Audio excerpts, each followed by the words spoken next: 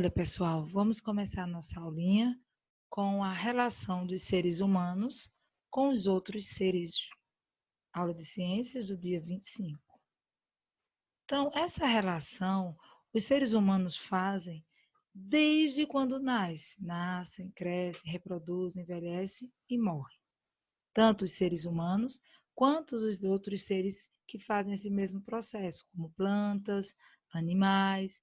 E aí a gente tem os seres vivos e os seres não vivos.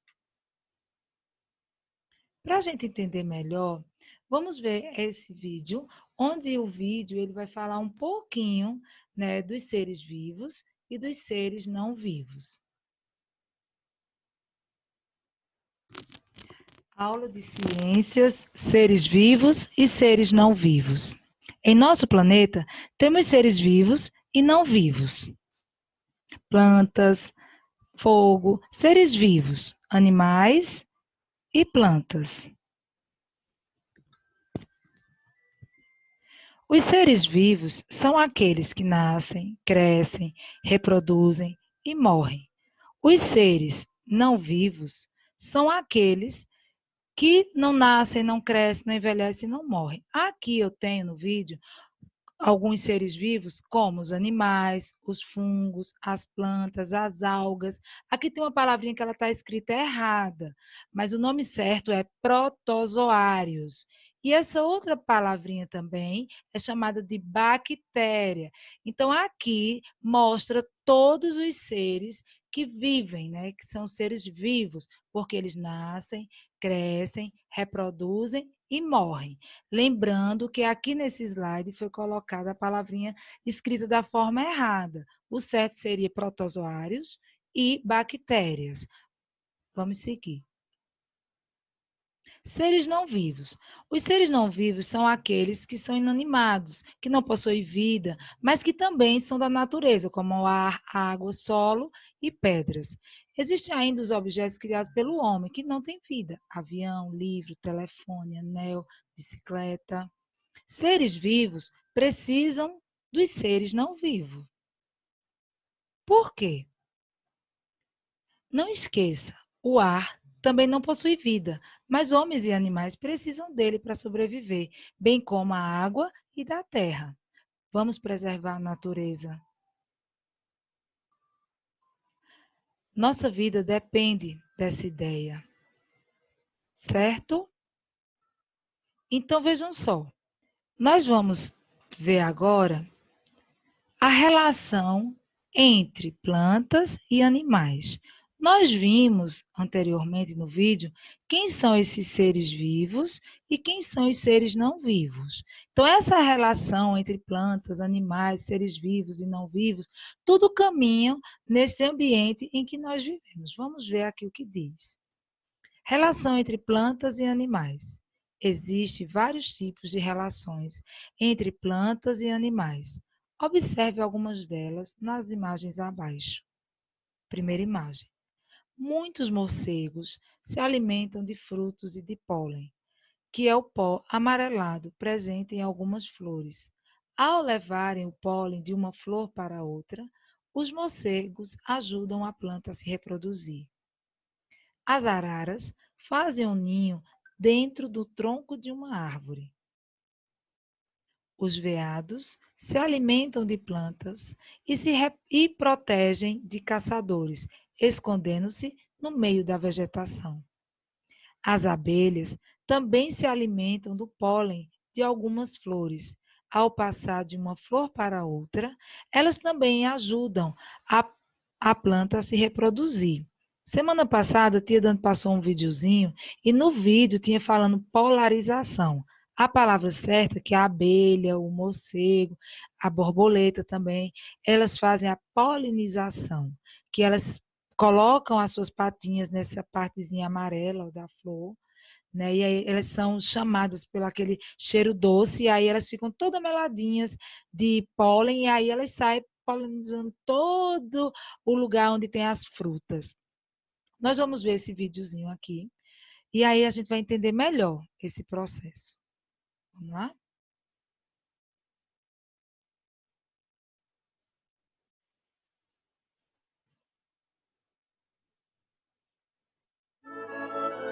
Hoje vamos ver um pouco sobre a polinização.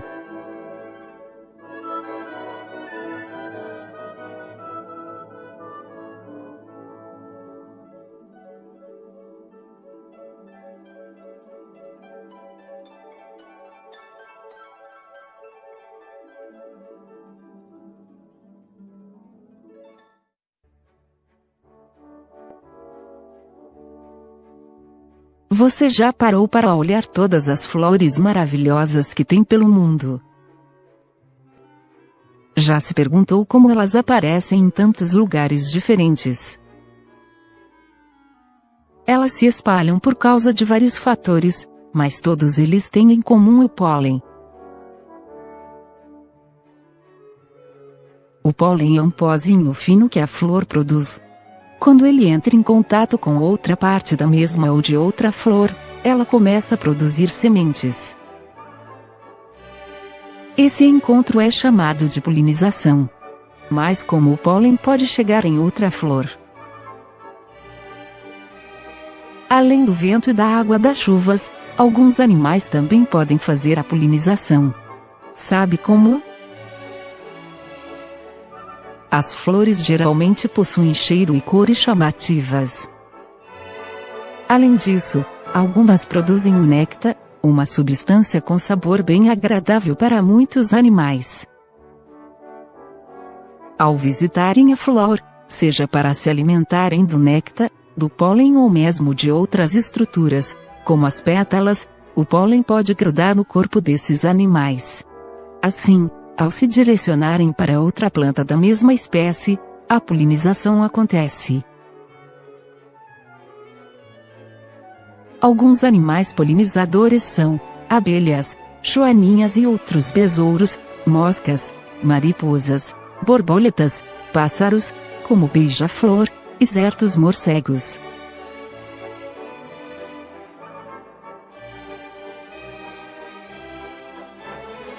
Isso é tudo por agora. Nos vemos na sala de aula.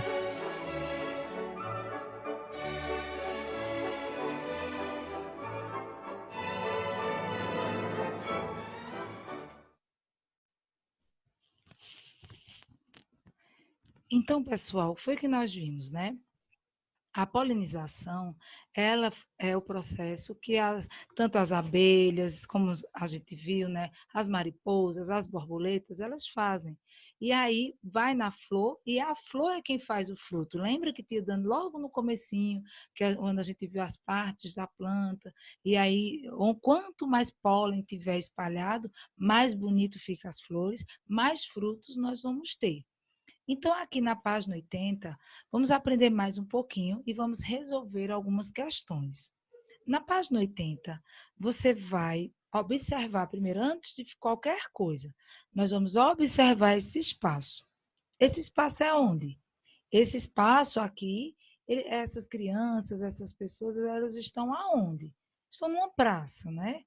Aqui nós estamos vendo o vovô, ele lembrando de quando ele plantou as árvorezinhas, ó, e hoje elas dão sombras, crianças brincando, outras aqui aguando plantas, andando com os idosos. E aí aqui tem algumas atitudes que elas não estão legais. Vamos olhar, pessoal, aqui tem algumas coisas que não está muito bem, nem está legal, não. Veja, na cena abaixo, foram representadas diversas relações entre pessoas e outros seres vivos. Relação da natureza com o ser humano com ser humano com alguns animais. E aí vamos ver. Analise cada relação representada na cena e troque ideias. Essas ideias nós já estamos trocando, né? Agora mesmo eu fiz algumas perguntas a vocês, vocês aí já estão fazendo seus levantamentos prévios, seus questionamentos e observando, né? Toda essa parte dessa página. Você vai lá no anexo 1 do seu livro, na página 95, vai ter um catálogo de carinhas, esses emojis, né? Que tem assim, carinha feliz, perto de quem está beneficiando uma relação ou ajudou. Então, a carinha feliz vai ser de quem está ajudando o ambiente. Carinha triste, perto de quem for prejudicado pela relação ou está sendo prejudicado, que prejudicou, né? Então, você vai olhar aqui as pessoas, nós já fizemos essa análise, estamos debatendo essa análise aqui, e aí a gente vai ver onde eu vou colar a carinha. Esse senhor, ele plantou as árvores no ambiente. Ele vai ganhar a carinha feliz ou vai ganhar a carinha triste? Porque ele ajudou, então a relação dele com o ambiente foi boa. Então a gente vai colar nos dois espaços a carinha feliz. Esse menininho aqui, a relação dele com o cachorrinho, ele está no momento feliz? Ele está batendo, agredindo? Não. Ele está ajeitando, né? Ele está passando a mão, dando carinho.